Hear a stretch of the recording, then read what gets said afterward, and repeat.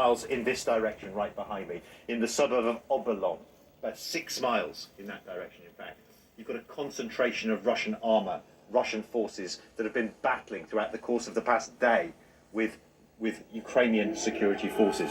Just further over to the left there is that airbase, which we know for a fact, because we saw it with our own eyes.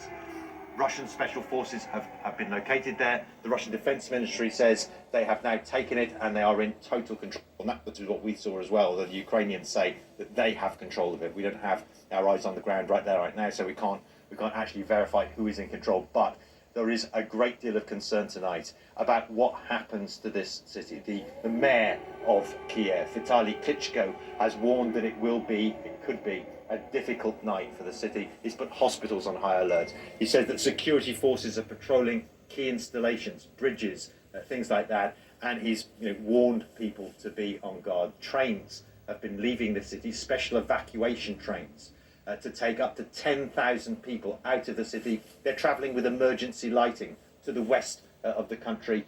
They will stop now, but that's what happened within the course of the past several hours. Now, you're right, I did earlier get a chance to speak to Sergei Lavrov.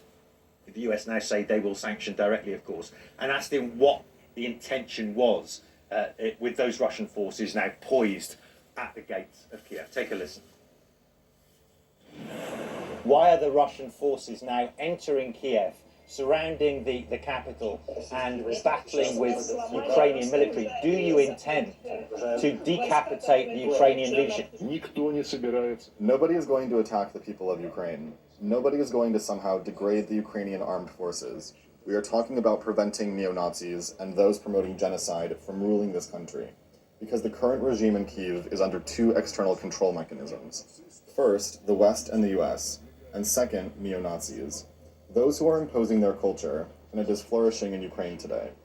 As for your feelings as someone who is in Kyiv at this very moment, I will stress, read what Putin said: no strikes on civilian infrastructure, no strikes on the personnel of the Ukrainian army, on their dormitories, or other places not connected to military facilities.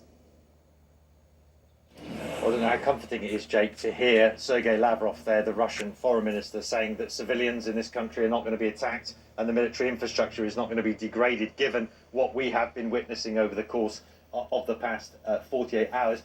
There was a possibility, a small glimmer earlier today of diplomacy perhaps having a chance, when President Zelensky of Ukraine basically pleaded, said, for the sake of people's lives, let's talk about peace. That appeal being made directly to Vladimir Putin of Russia. The Russians came back, actually, and said, look, we'll meet you in the Belarusian capital, Minsk. Obviously, I'm paraphrasing them a little bit, and we can talk about Ukraine's neutrality, not something that President Zelensky brought up. But obviously, the Russians are suggesting that if there is going to be any kind of peace talks, it will be on their terms, and it will be to discuss how Ukraine backs away from any suggestion it's going to be involved with the NATO Western military alliance, and how it is going to be a neutral state in the future. That's not something that, at least in public, Ukrainian officials are prepared at this stage to discuss.